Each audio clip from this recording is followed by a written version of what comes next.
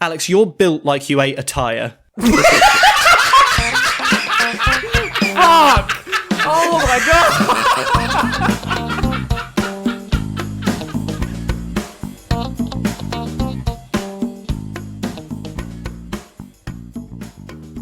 Hello, and welcome to the 33% Majority. This is a talk show where you'll find three friends, each fighting for their 15 minutes of fame. And I'm your host, Happy Boy, Tom Hutchinson. Alex, that's you. Is it? Is this the bit where I... Oh my god. Wow. Yeah, Alex is late for this. Sure has been a day. Okay. No, I think you'll find I'm the host, handily handsome host, Alex Springthorpe. Wrong again. Right on cue, it's me, your host, Ashley Hall. Good work, boys. We got through it in the end. We did it. We got there. I'm going to pretend like I didn't bollock up the intro the first time around and that I did it in one. In the famous words of Limp Bizkit, it's just one of those days. It's all about the he said, she said bullshit. Mm-hmm. Yeah, okay. I think you better quit talking that shit. You'll be leaving with a fat lip. Lord, we're threatening. This is a violent episode. So on the subject of Limp Bizkits, I'd like to talk to you both today about the importance of teachers. Oh, fuck me. Ow, Jesus. ow, my neck. Did you get whiplash from that? Whiplash from jumping into a segment quite so early on. Simmer your shit down, Ashley. Well, I saw the opportunity. I saw Limp Bizkit as the prime example of a good adult, but I'd like to start before that by asking how are we all? How are we? How are we, Wolf? Yeah, do you know what? I'm good, thanks, Ash. How are you, mate? I'm across the room sorting out my plug. Hang on. Are you like away from your microphone? I'm back at my microphone. Can we leave that in? Yeah, no, I'm really good, thank you. A bit scattered today, but how's Alex? Yep, pretty much here. Fuck it. Pretty Okay. much recording a podcast today. You say that. Yeah, usually we start with an anecdote. Has anybody got one? Has anybody done anything? No.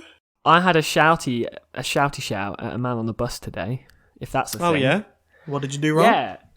Well, no, it wasn't me for once. So I was on the bus this morning. We were chilling on the way to work. And then I take two buses, so I get the first bus to the first place and then the second bus to the second. I was going to name names, but I realised that some people on the internet are creepy, so I'm not going to do that.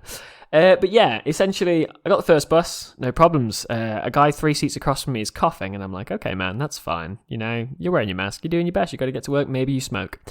So anyway, the next bus comes, we get on that one, and he sits behind me and coughs, and I feel it on the back of my neck. Oh, no. We don't like that. Oh, dude, it was just out of nowhere. And I fully took a second and thought, am I going to say something about this? Yes. Yes, I am. So I stood up. Listen here, you yucky man. I stood up, turned around, was like, hey, man, did you just cover your mouth when you coughed? And he went, yeah. I went, well, not very well, because my neck's wet. And then What? he was like, oh, you should move seats then. And I was just like, no, mate, you should move seats. This feels like a particularly long setup for an Urban What the Frictionary. Yeah, this is, and the word of the day is prick.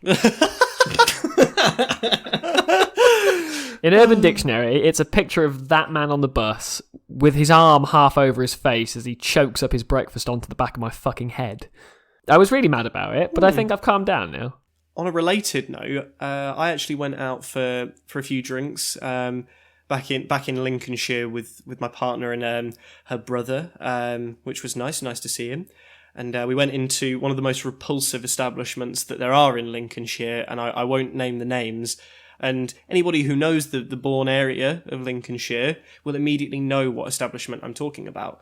I don't, Tommy. Drop a minute. Tell the people, Okay. Tell the masses. Tell me. I can get rid of it. I can get rid of it, like he's going to go out there and kill the bar you're talking about. Set fire to it. That pub will burn down tomorrow, and I will be in the papers, and it won't have been me. I'm not excited to see your name in the news for once. I thought I would be, but it turns out I'm not. I was in the The bad pub. and Alex, you can bleep that out, maybe. I don't know. And I was stood at the bar waiting to get a drink, and as I just stipulated, horrible establishment, horrible clientele. I had my arms crossed, just sort of like, waiting, and So you make yourself look hard as nails. yeah, just absolutely fucking. Well, he does it so rock solid, that the hem of his jacket lifts up and you can see his rifle hanging into his trousers. See his gun. It's not a pistol; it's a full-size gun, and he just hangs it along the inside of his leg. packing major firepower.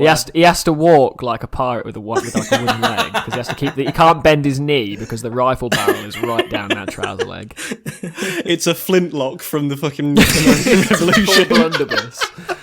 He's got that, and he's got 8 pouches of gunpowder hanging around his waist. He's got to wear flares. Yeah, that's the one. He's just got a road flare gun, just hanging. Sorry, Tom.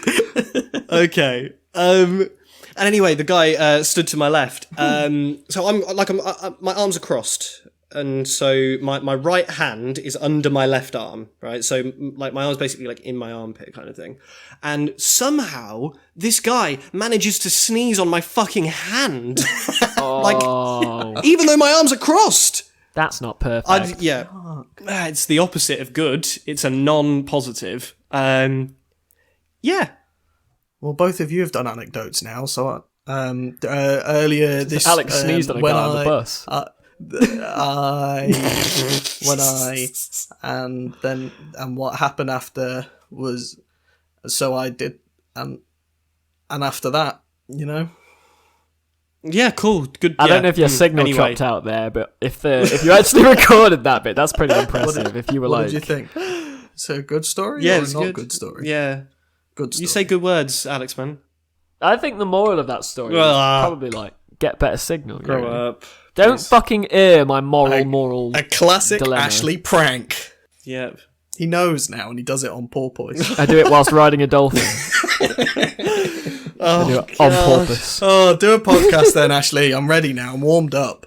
Cool. So anyway, back to my really smooth fucking intro. On the subject of Limp Bizkit, I'd like to talk to you about good teachers and people that have given you things in your life that you wouldn't be happy with otherwise, Without Limp Bizkit, how would I know that if I have a chainsaw, I can rip your ass raw? Ash, I'm really sorry. You said Limp Bizkit, and I really just tuned out. Sorry, what the fuck did you say? What was your segment? He wants to know about good teachers. He wants to know people that have taught you good things.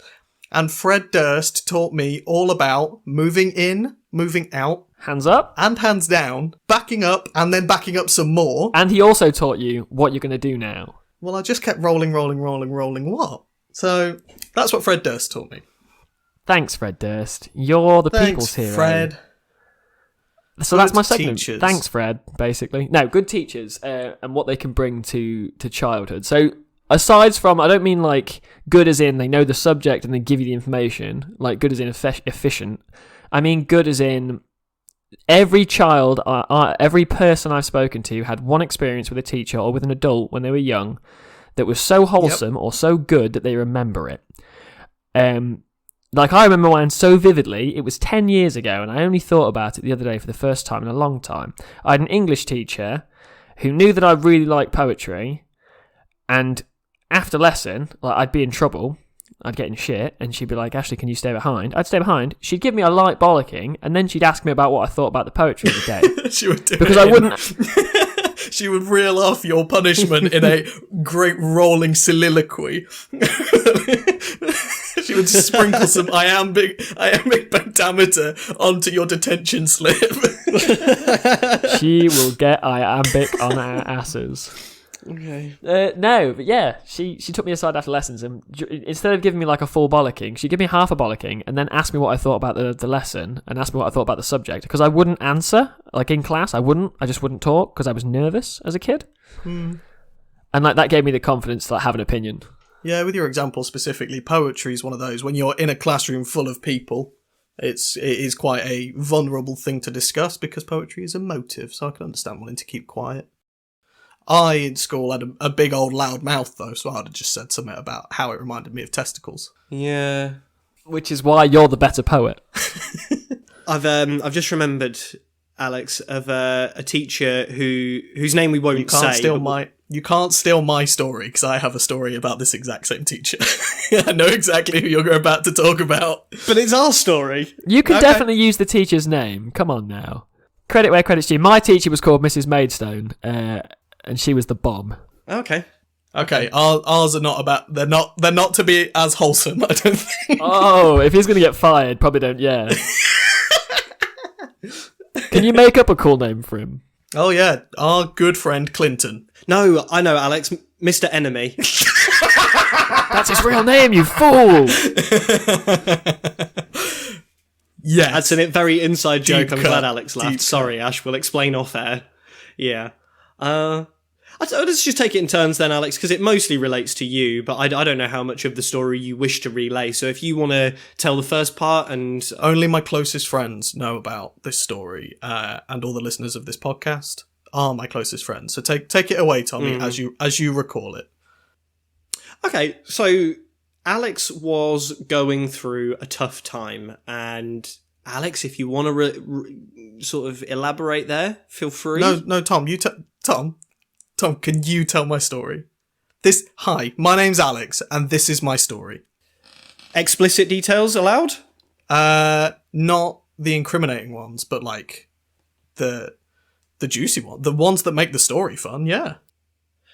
But you see, I don't know how to I don't know how to get. I don't know. You just start it. You got to start it off. You got to do the worst part. I can't say those words.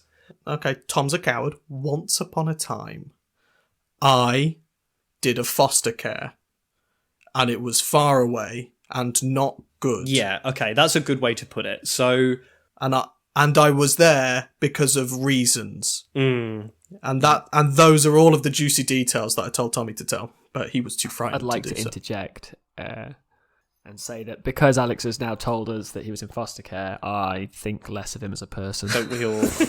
Sure, all the listeners do too. That is no listeners. If you're here still, if you've not left in disgust, no, that's like a perfectly normal thing. Like you both said that like it was like.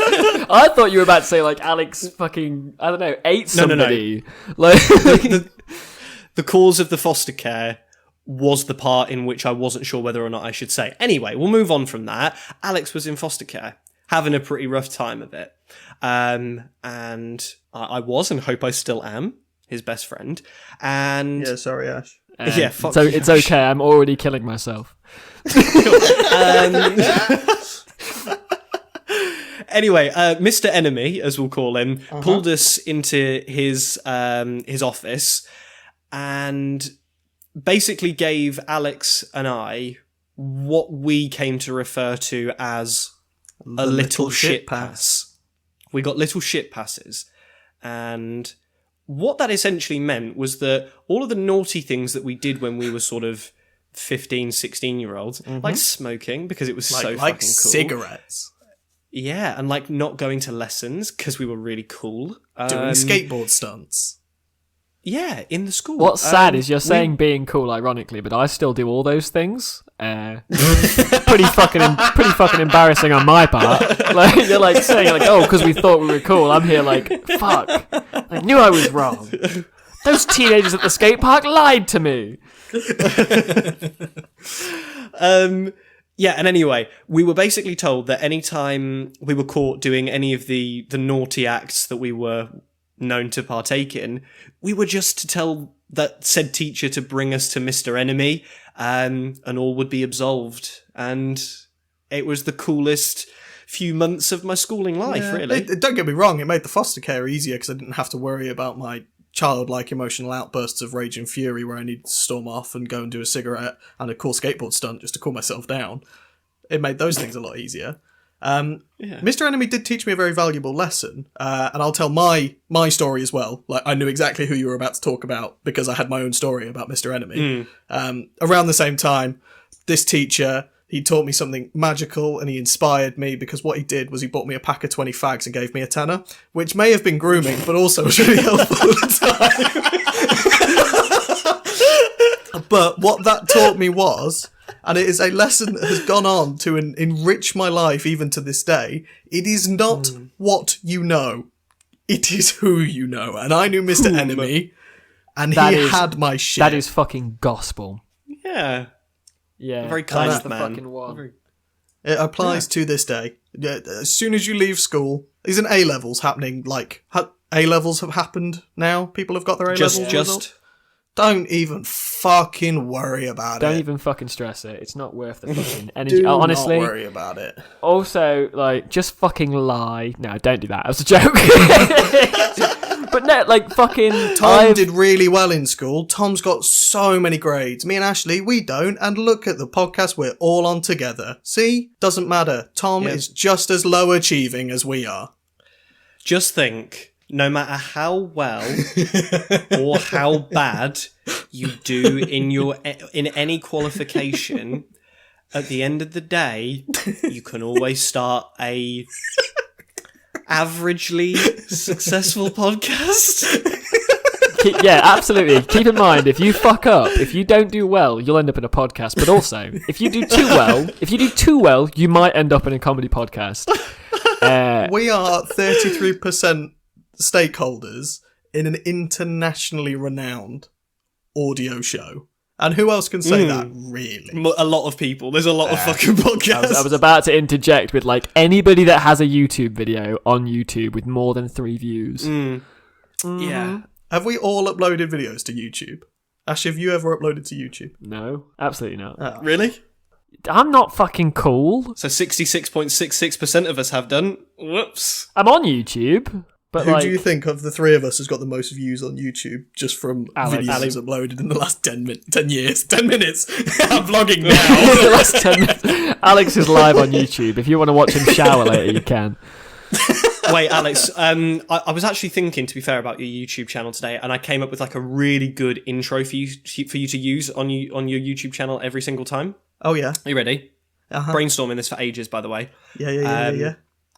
It goes intro of redness, then darkness, then whiteness. Like, thought that would be like really cool. That, I think that's quite a good one, because what you could do is you could replicate that really easily every time by putting your like finger over the camera lens. Precisely. Toby Turner, the alleged racist. What a reference. Not racist. I meant to say a P in there instead of the C. Whoops. Oh. Penist? He was a Rapist. famous. Oh.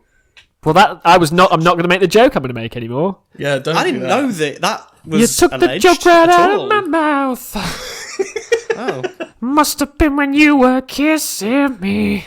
When I asked you not to. Oh. Yeah. Listeners, me and Alex have been in a relationship for some years now, and it's time you knew.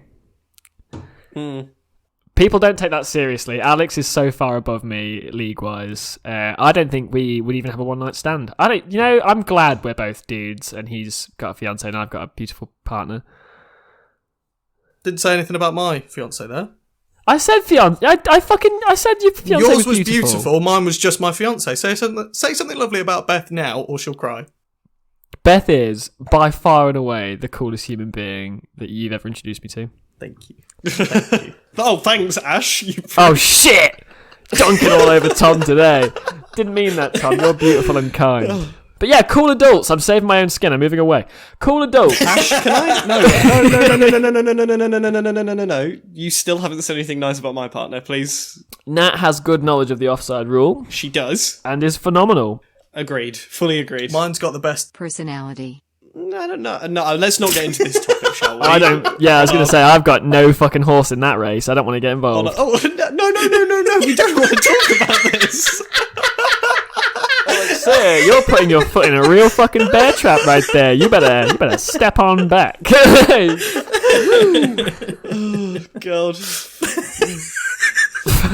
Yeah, let's not talk about it, and by not talk about it, I mean proceed to talk about it more.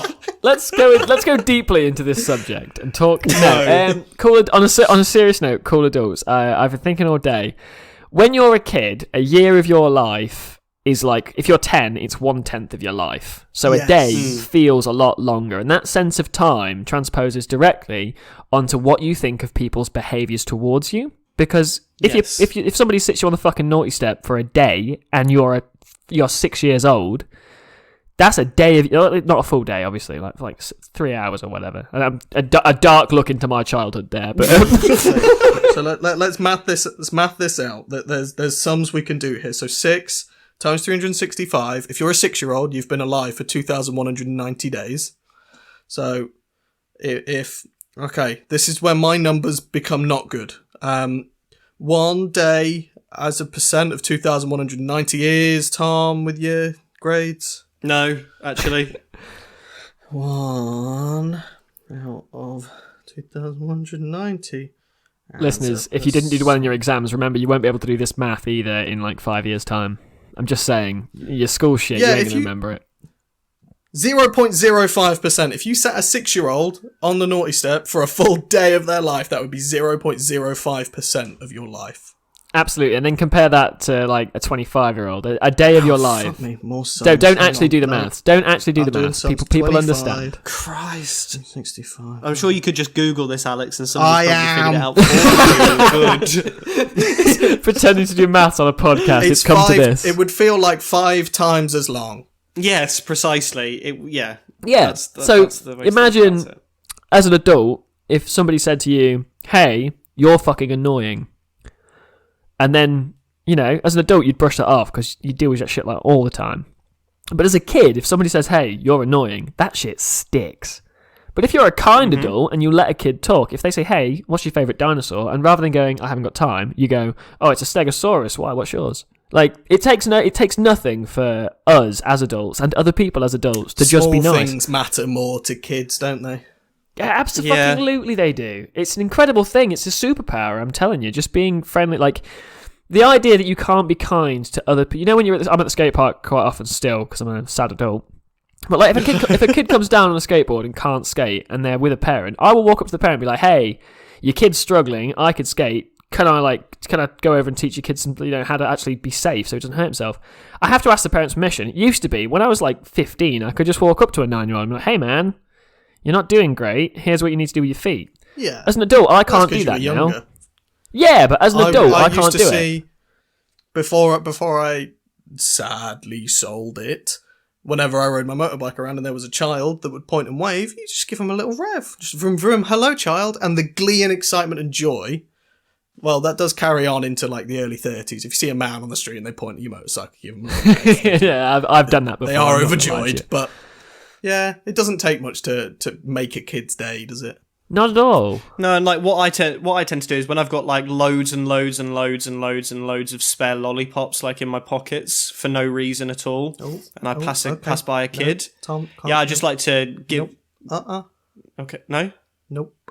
I can hear the Danger Zone not playing in the background. You're not allowed to do that one anymore.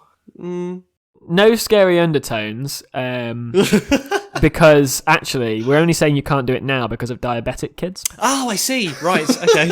So you were really thinking into that, but actually Alex is just looking out for people's, Are they gluten-free lollipops? Is the question. Yeah. Are they free range? Vegan friendly. Free range.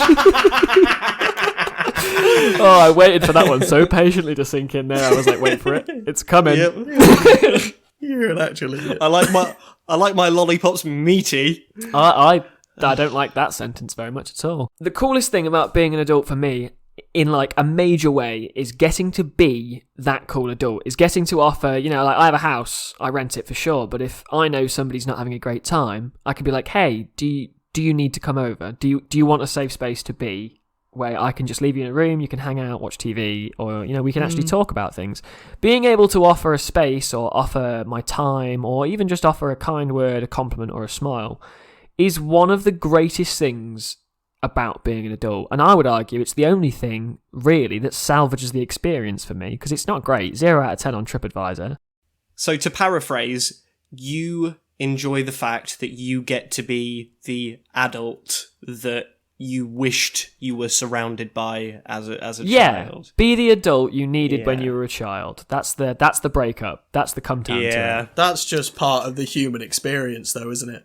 You need to always aspire to be the person you needed.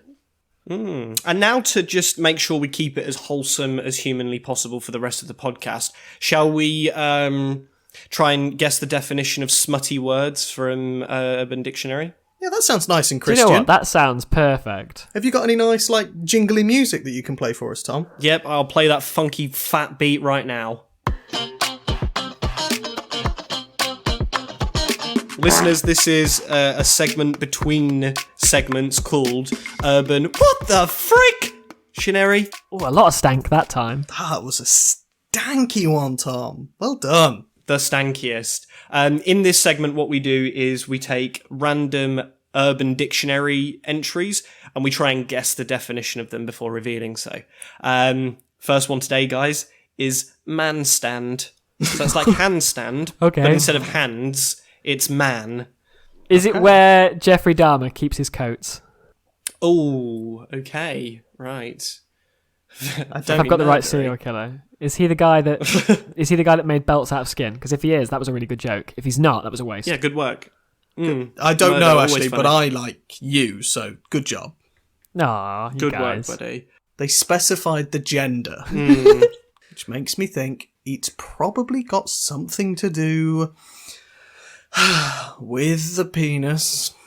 It's penile based, yes, given that it's It's- Urban Dictionary. Yeah. So it's either something to do with the penis standing up, or it's the way a man stands because he's got one. I think. Yeah. Is man standing? I have a question. Is it when you use your penis as a hat stand, which we've all done? Don't lie. Don't lie to me. For one night and one night only, my penis wore a fedora, and greeted everyone with "Milady." Milady. Yeah. Had a lovely orange glow as the Cheeto dust reflected the light. It was great.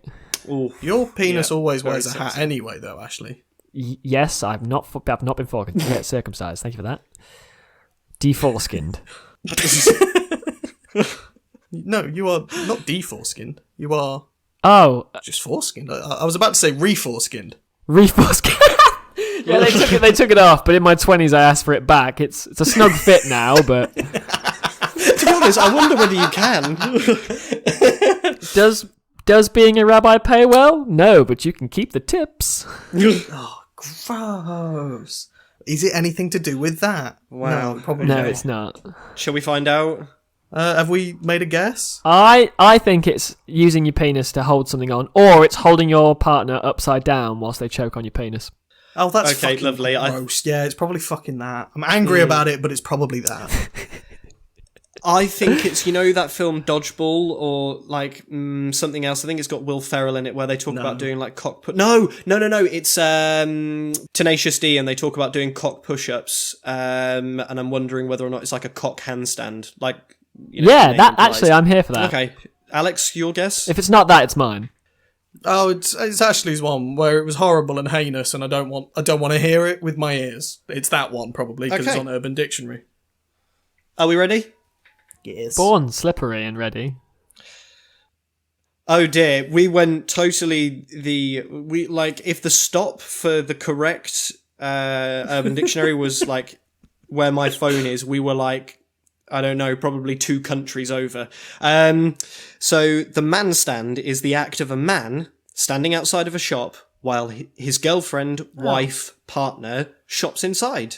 Man standing involves looking into space at other women, or in the case of multi-story shopping centres, leaning over the railings of an upper floor to watch the people below. Bar the watching other women bit, that was much more wholesome than what we said. And we should. Next time around, I'm going to find the most wholesome definition for it because I feel ashamed of us now. Yeah, no, I like that. From now on, we only guess clean, and we'll never be right, but it'll be nice. Just for this show, just to balance it out. No, every show from here on out, I'm committing. Cool. Okay, so maybe actually, in essence, like future episodes, I'll do an urban What the Frictionary, and then you can do an urban I love this Bar and grill. thing. Shittionary? No, I was trying to get I something that I was love like airy. I love my co-hosts? Question mark. And on that note, So last week I told tale of the horrific journeys and ventures I've had in my car that I'd owned at the time for a week, but had for 3 days because it had to go back to the dealership. Well, updates, boys. I got it back from the dealership. Okay. They'd made their repairs. Hey! Well done. Well, 25% of the repairs they told me they'd do. The other ones they told me they'd done just hadn't. Boo. It's back in the garage. Ah. Good work, buddy. I love that they didn't even do the things though. Like that's the clinch for me. That upsets me because it's like, oh yeah, we did the thing, and it's like, what, you think I'm too fucking stupid to check? Side note, yeah, we'll dive down this rabbit hole momentarily. It needed a couple of different bits, and one of the bits was a replacement boost control solenoid, located right at the front of the engine bay with no covers on it or anything. It's just right there. And it meant the car kept going into limp mode, so I can only do 50 miles an hour, which isn't fast enough to get to the places I want to go at the times I want to get there, at the times I want to leave. Miserable, basically. So they said they'd done it, and they were adamant they'd done it. And I was saying, but you haven't though, because it's back in limp mode, and I've looked under the bonnet, and I can see it's an old part. It's literally dirty. And they were like, yeah, no, it's definitely been done. Actually, no, I changed my mind. Take it to a garage. They've got the chocolate milk around their mouth, and they're like, no, we didn't drink it. I can quite easily prove that you haven't done it, because it's here, and it's old, and it's broken, and it's on my car. Can you prove that you have done it? I mean, Mr. Springthorpe, no, not really. Because it hasn't been done. It's like when your mum asks you to take the chicken out of the freezer and it's still rock solid when she gets home. And you say, Yeah. no, I took it out hours earlier, ago. 100%. Much like the colour of my car, I caught them red-handed.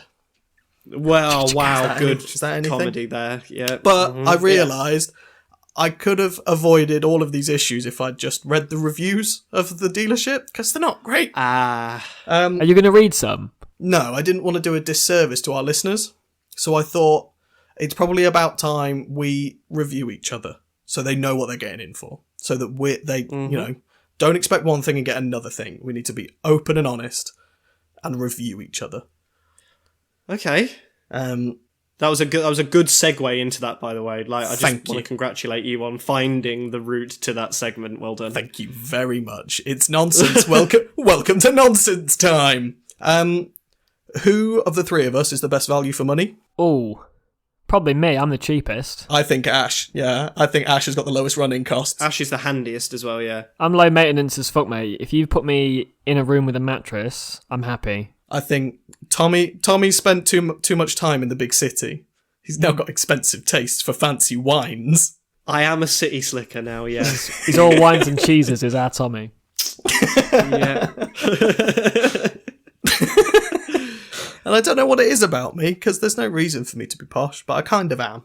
I buy Tesco Finest ready meals, and that just doesn't seem like great value for money. If as a consumer, I don't think you would want to choose me. You do drink spenny coffee as well, right? You make a very special coffee. That's my only vice also, though. Are we counting that? Because Coffee. Both me and Alex and Tom, I assume you're getting into it, right? That's something recently? Well, actually, I was, and I even I bought a cafetiere, a French press, if that's what you want to call it. Cafetiere, because you're posh, Thomas.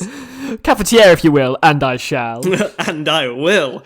Yeah, but that got lost in the poo water. So really, you could recover it, and it'd still just look like a full cafetiere. Yes, a pooey cafetiere.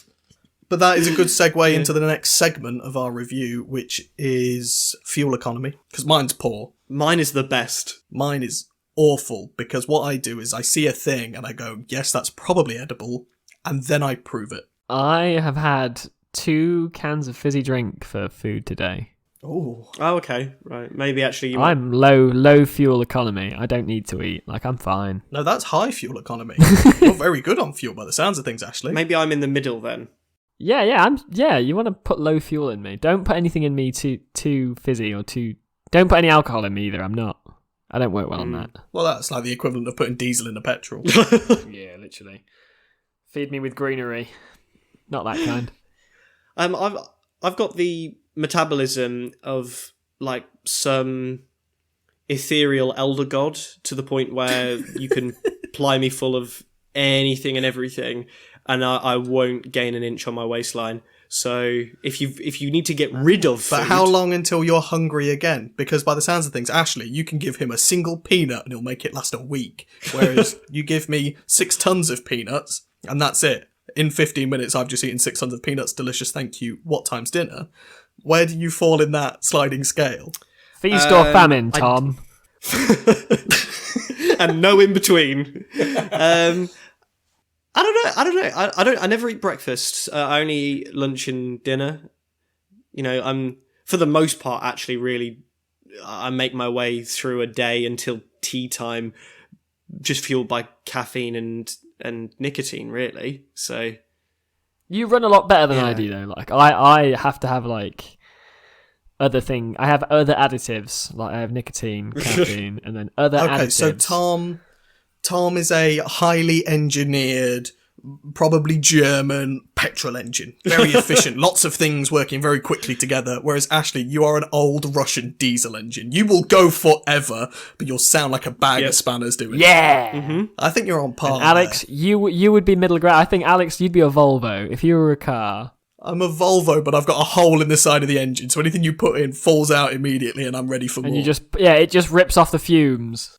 I'm a bad, broken Volvo. I think you're an earth-destroying Volkswagen that consumes fuel only to hurt the things that drive it. It consumes fuel what's for your miles nothing per gallon? Power. 1. Yes. What's your miles per gallon? Yes. Just 1, please. I have them. They're here somewhere. Which again is an excellent segue into my next segment, which is build quality. Fuck. Not me. I'll tell you that much. I've got steel plates. I've already had welding work, so... Ash has got metal work in him. Tom's missing bits. Yep. Ash, do you Alex, know you're this? missing bits because you've not got a foreskin, so... No, that's modification, mate. That was for streamlining. Speed, aerodynamics. I can swim quicker now. NASCAR! Tom, what are you missing organ-wise?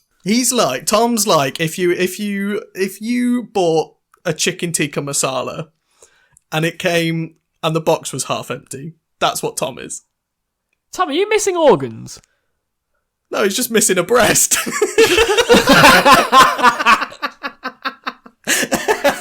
Alex, that's fucking brutal. I love that. Tom, are you missing half a titty?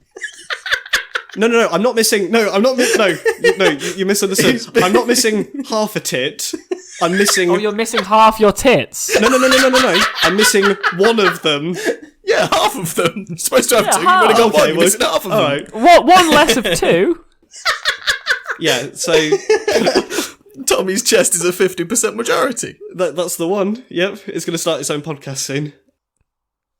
Don't worry, guys. It's not some kind of sad medical story where he had to have it removed. He was just born broken. Yeah, I was just born that way. Alex picked up his titties and said, "Mine, thank you." Delicious, thank you. Crunch, crunch, crunch. Straight through those.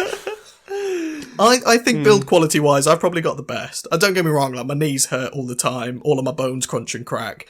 But Yeah, but you're solid as fuck. Yeah, there's a lot to me. It'd take a lot to knock me over, whereas like a strong gust Listeners, to take if you ever guys bump out. into Alex, you'll know him because not only does he have like Alex, you have a large presence in a room. He's a big fella, but not just in like size, in character. Alex fills the room. When he walks in, he's got this big fucking joyful energy, and it's brilliant.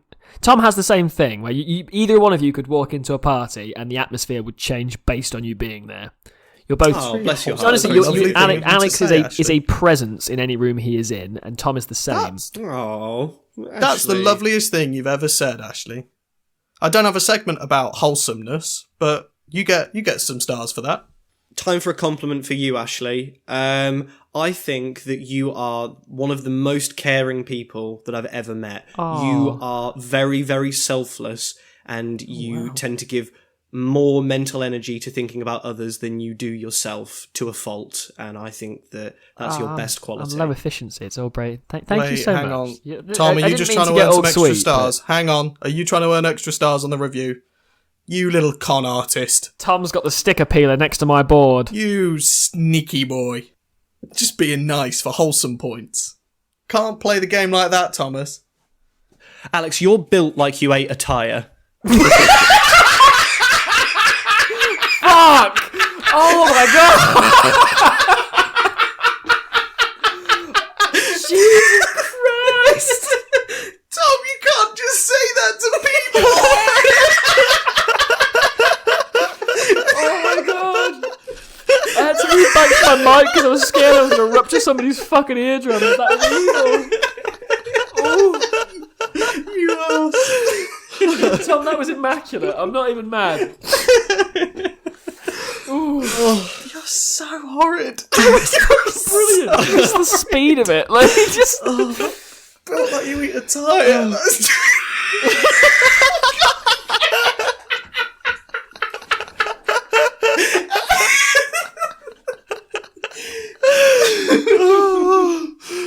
Oh God. Oh, I need a minute. That was fucking brutal. I loved that. Thank you. That's the worst thing that's ever happened to me. Alex just got murdered in front of a couple thousand people. I just got cyberbullied.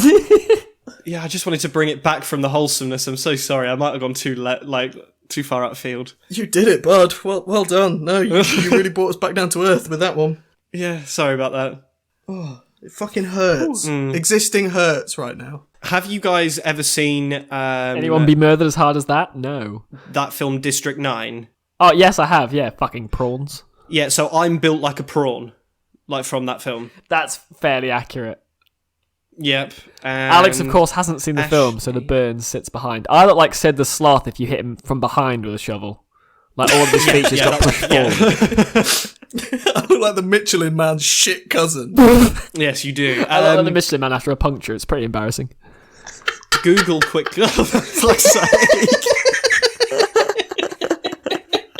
Are we going to do a roast episode soon or what? Because I've got some fucking ammo. Like, I'm trying to be wholesome in life. Yeah, it's called episodes 1 through whatever the fuck this is. Only if you're me, you bastards. Oh, no, actually, I think you'll find pretty much we all get it. Remember when Tom said I look like a time? It's fucking beautiful.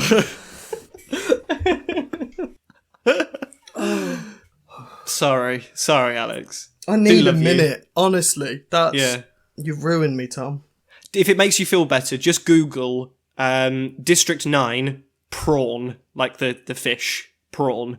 Just Google that. I said that's what I look like. I'm Googling something too, but it's not that. I don't, Tom, this man's too rugged to be you. I don't... No, the prawn. Oh, is it because his... Hey, Tom.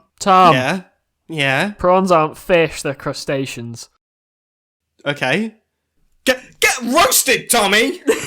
Burn! You just got by the prankmeister. Did I say fish? Google prawn like the fish. Fish aren't prawns. Oh, I did say that. Ash Hall strikes again with a classic prank. This roast episode's going swimmingly. Can I move on with my review now? Are we done? Can we be kind You're again? short on time, Maybe buddy. not. You're short on time, so I want to pick the speed up. How long have I got? You got 1:58, 57, 56 seconds. Okay. Now the pressure's getting to me. You've got a minute, be quick. I'm too hot. 48, I can't. 47, No, 46, you can't do this 45, to me. 43. Okay, when buying a car, an important consideration is looks.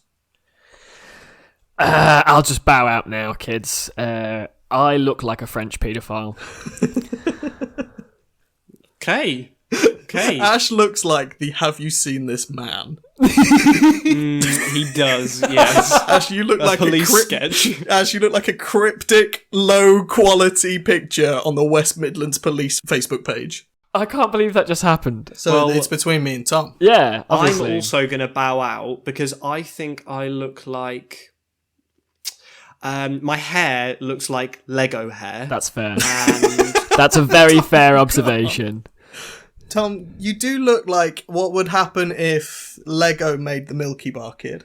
I was going to say, you look like you look like Yes. the Milky Bar Kid got ran over by a steamroller. Oh, okay. I thought you were going to say that I was strong and tough, and only the best is good enough.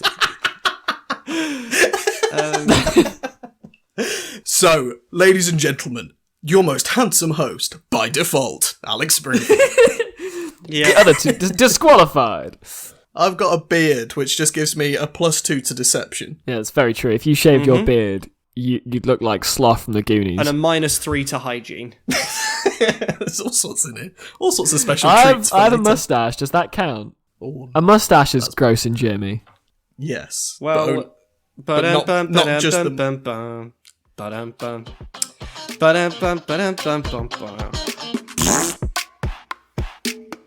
That was my rendition because it's time for urban. What the frick, Shineri again?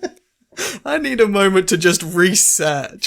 I'm gonna sit back. You guys figure it out. I need to cool off. I need to fan myself. That last segment was a lot. Okay. I'm sorry. It was a good segment, by the way. It was a good Thanks. one.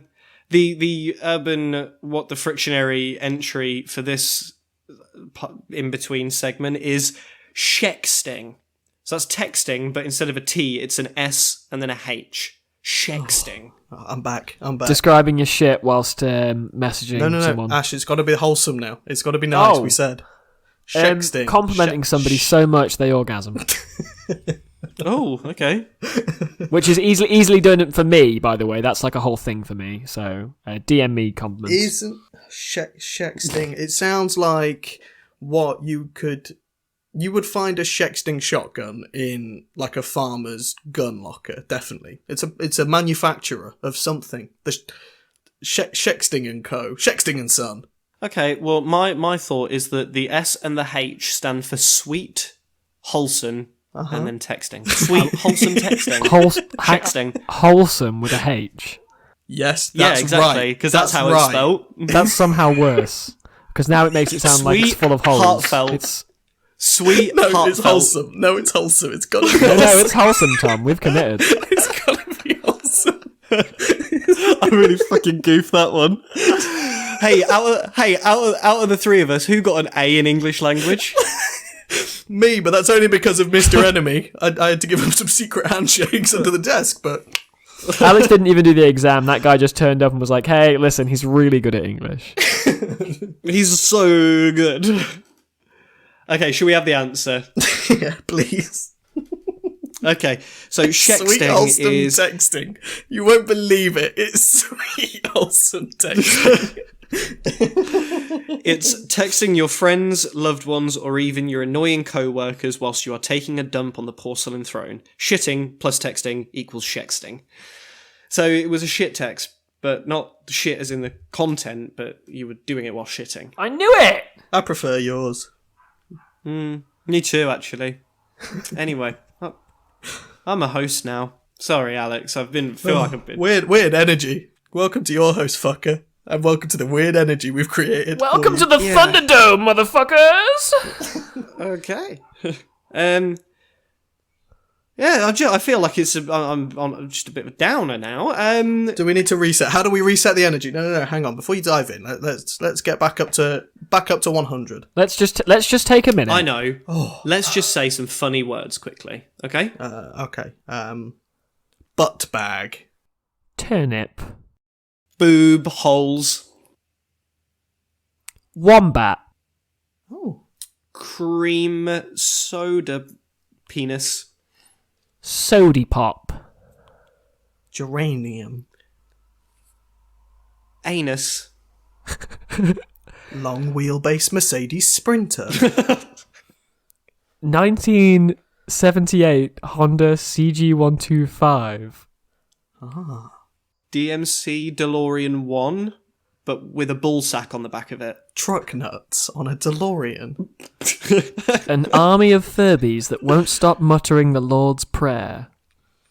Oh, I know. Hang on. Before we carry on, just gently saying horrific things.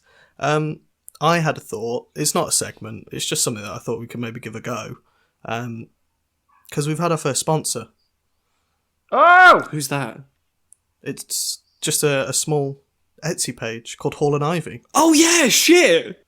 Oh my god. Just thought maybe we could just do that. Maybe we could just talk about that for a moment. Ash, you've been liaising with the brand manager there. Do you think maybe you could tell us some salient bits of information regarding Hall and Ivy? For sure. Hall and Ivy on Etsy, Hall and Ivy on Instagram, and Hall and Ivy on Facebook. They make bespoke jewellery, bespoke furniture, they do rings, and when I say they, I mean me. It's me, I'm Hall, I'm the Hall in Hall and Ivy. And the Ivy is just a nice word that I thought looked cool and posh on my emblem. Beautiful. Sue me, motherfuckers. Love it.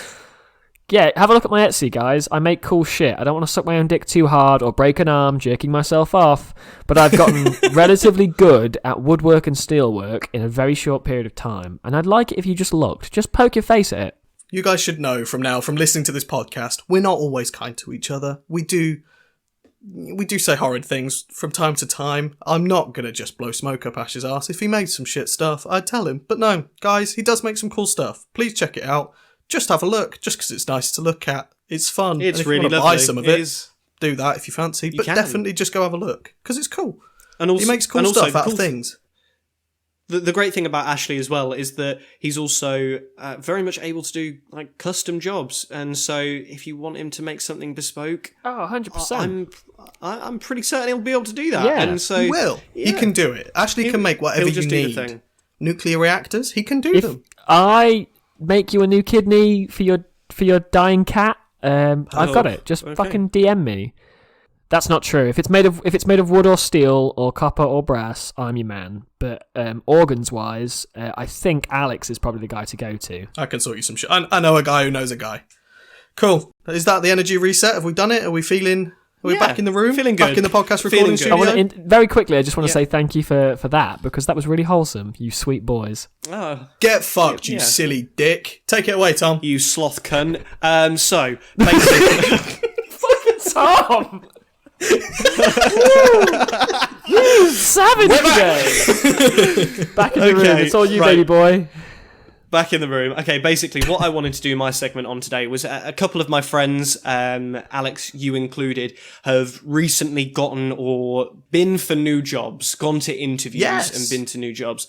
And I was hopeful that we could come up with sort of like a game plan for pretty much anybody to listen to and immediately know how to handle a job interview. Maybe we could also, just for the listeners' benefit, also throw out some, trial questions, some mock interview questions to give them an idea of what might come up. Just a general chit chat about how to manage the process. This is a really consumer-centric episode of the 33% Majority. Because this is just like a guide for any prospective job candidates. Just listen to this seg and we'll teach you everything you need to know. And you will get the job, guaranteed it. Or message us and we'll refund you a year's wage of that job. No, that's not true. Disclaimer. That is the truth. We are that confident. You will get this job. And that's what you need to, that's how you need to open it. That's how you need to open every job interview. Is sit down and go, I have this job. Now. Wishful thinking. Self-fulfilling prophecy. Now I have it. Sorry, boss. Is this going to take too much time? I've got to get the Richardson account finalised by lunch. And then you walk out immediately and pick a desk. I've got a really good idea. You just buy like a name badge for that company or make one and you just start work. Don't even go to the fucking interview. Just start working. Just go in. Just sit down. Yeah, walk into the office, sit down at a computer. Yes, but key point to sell it, you've got to arrange the interview.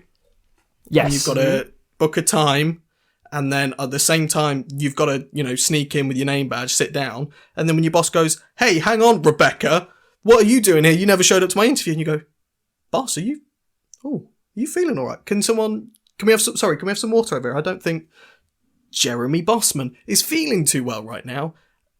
Maybe he's suffering with memory loss because he's just forgotten about my very good interview that I had with him moments ago, where he offered me his job. So a Jedi mind trick. Okay. It's a heist / hack, and that's how you climb that corporate ladder.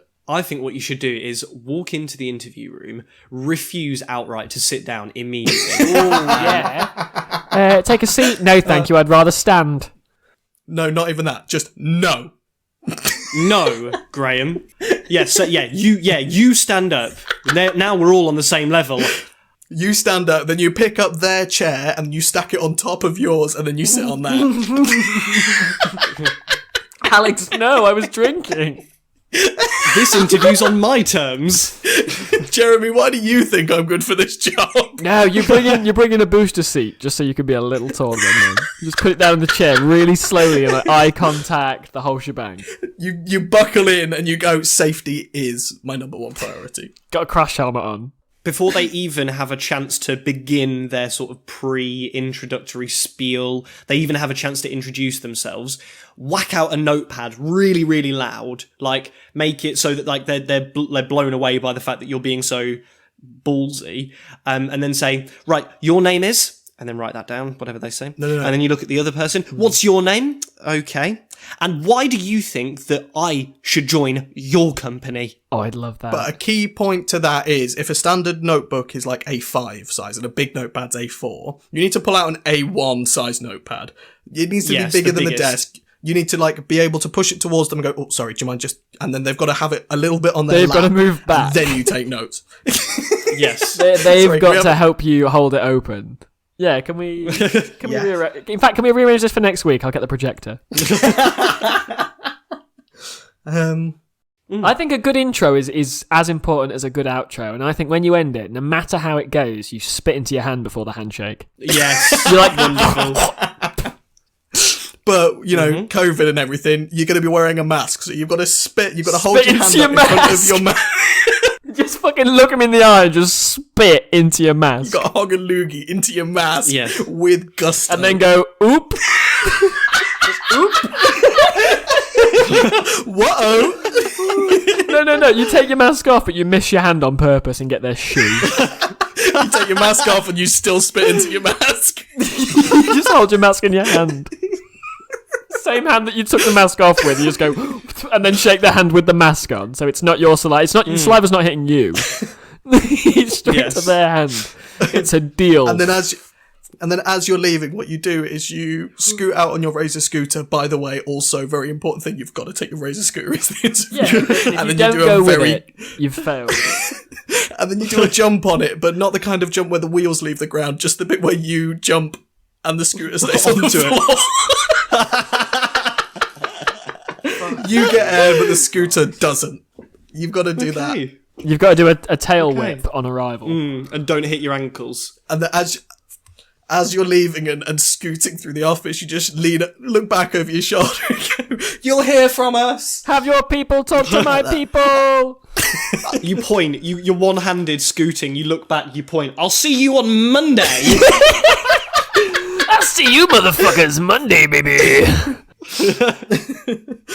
You sit down and you start going through some questions and they feel you out and you feel them out and it's going really well. You like the sound of the company. You know, they're young, they're coming up. Things are changing very quickly. It's a very agile company, very proactive as opposed to reactive. And they're liking you. You've got the relevant experience. And, you know, you get to the very important question. Is the salary negotiable? And then you start working down until you have agreed a criminally low wage. I will work for you for £1 per hour and no more. And then you can get away with outright refuse everything. You can get away with anything because Rebecca, you were late to work today, and you go, "Yep, I will call the police. You are employing me illegally." There you go. Now we've gone through interview scenarios, shall we go through how to answer some certain interview questions? And Alex, is this a role play?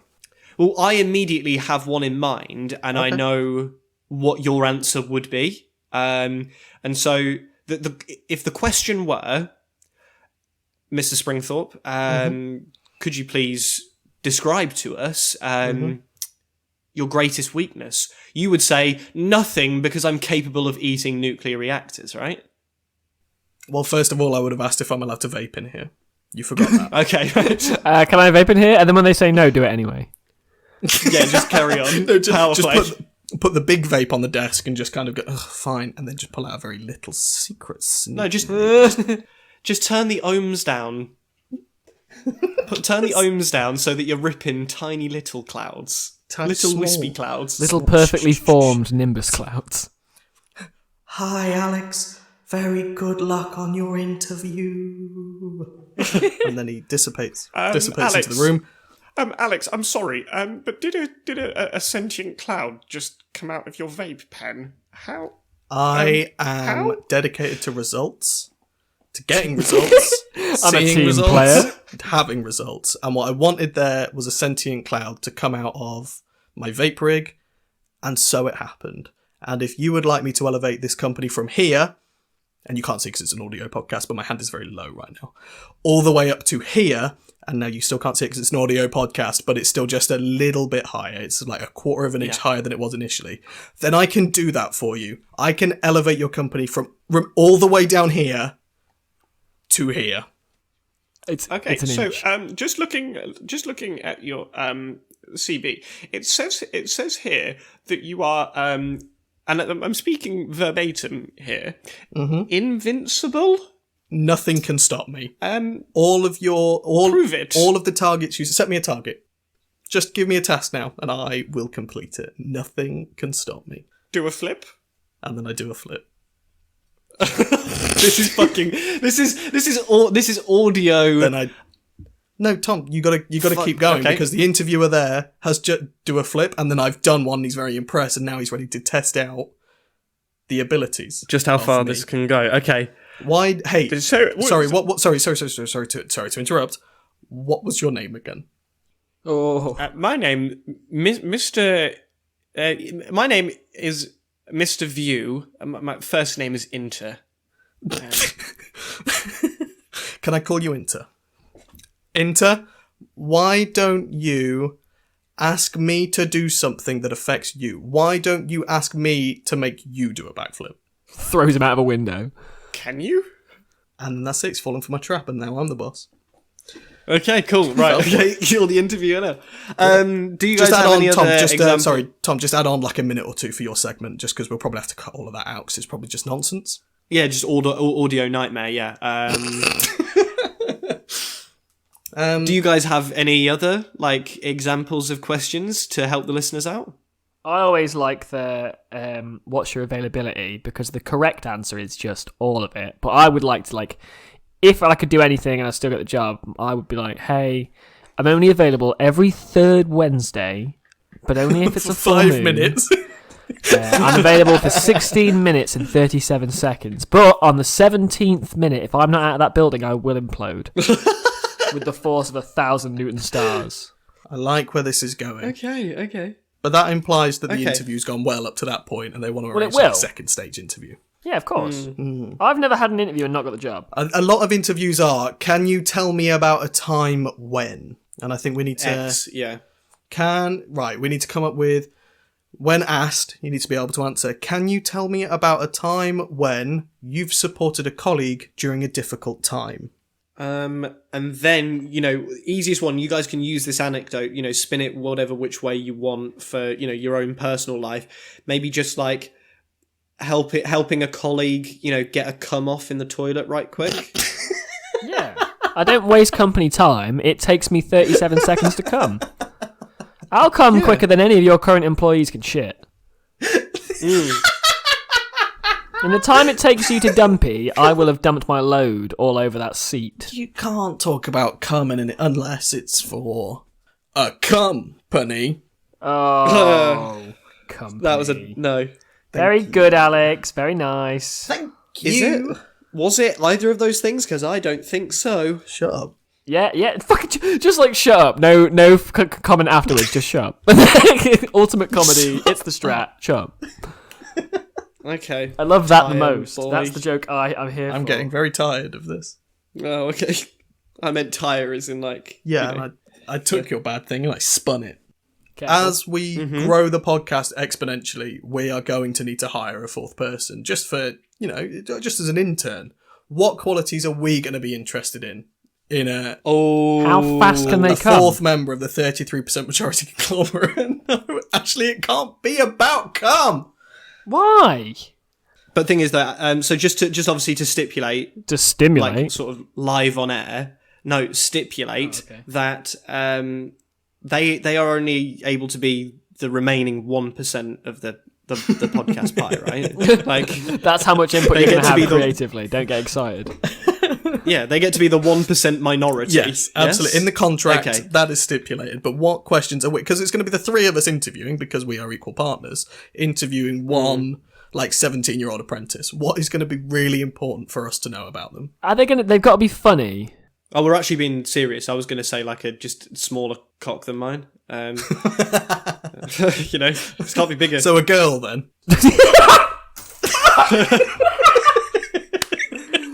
A vagina haver. Yes.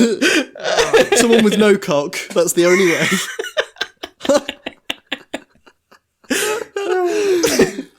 Okay, fuck me. This is Oh, the worst thing about Alex's jokes is how proud he is of them. I only tell jokes to make myself laugh. If anybody else hears them and finds them funny, then cool. It's a side effect, isn't it? You're like, hey, listen, bitches, this isn't for you. Every time somebody laughs at my jokes, I'm like, hey, stop it. I'm not let's shush. This isn't for free. Not for you. Okay, so what else? What else are we looking for? To ask a newbie. I mean, if we're being like actual legit, like maybe just some editing skills. Yeah, what are we hiring them for? Because like we don't know if we want them to do editing. Just every bits and pieces. Are we having them fact check us? Because we should get somebody that doesn't believe the Earth is round. We should get somebody that's just wrong, and they'll fact check us. Oh, an idiot! Yeah, we should get an idiot. Yeah, they've got to be a flat earther, anti-vaxxer. I'd like them ideally to be racist. How do you ask questions to confirm stupidity? To confirm stupidity? You just slide them a colouring in book and say, just do your best and see what happens. Put a pencil sharpener somewhere in the room and give them blunt crayons and just watch. Yes, actually, that's wonderful. Huh. Do we just set challenges for them? Here's a Rubik's Cube, you have an hour. Good luck. Oh no, I wouldn't be able to fucking do a Rubik's Cube. Yeah, that's but fine. That's you're the fine. recruiter, We're Alex. You're not the one in. Yeah, It doesn't matter if you're able to do it. Yeah, I suppose so. I've worked for people that definitely couldn't do my fucking job. Okay, well, I feel like if I'm honest with you guys, podcast energy right now, I'm running at about 6%. Slowed down a bit, huh? We peaked quite early, I think. We peaked when you said that. Right, Tom, do you remember earlier when you said the thing about the tyre? The tyre joke, yeah. Yeah, and then you did a word crime to me. That, ever since that happened, it's been like the downwards bit of the podcast. Yeah, this has been everything since the first couple of jokes has been. We're on wound down. You know, we're cooling down. How do we end the podcast? I mean, this has been a podcast. It's been the 33% majority. Thank you for sticking with us this long. If you've made it to this point in the podcast, we appreciate it. Give us a like on Instagram. Tell your friends about it. It really does help us out a lot. Any shares on any of our social media networks would be wonderful. Yes. Thank you to our sponsors of this week, Hall and Ivy. Check them out on, and now a different voice is saying the places that you are, Ash. Oh, right, okay. Check it out on Instagram at Hall and Ivy, on Facebook, Hall and Ivy, and guess what? Etsy, Hall and Ivy. Congratulations on the good naming conventions, Ashley. I've been your major nasty boy host, Tom Hutchinson. I've been your major victim boy host, Alex Springthorpe. I've been your passive patient witness host, Ashley Hall. Thank you for listening. See you next week. Bye. Bye.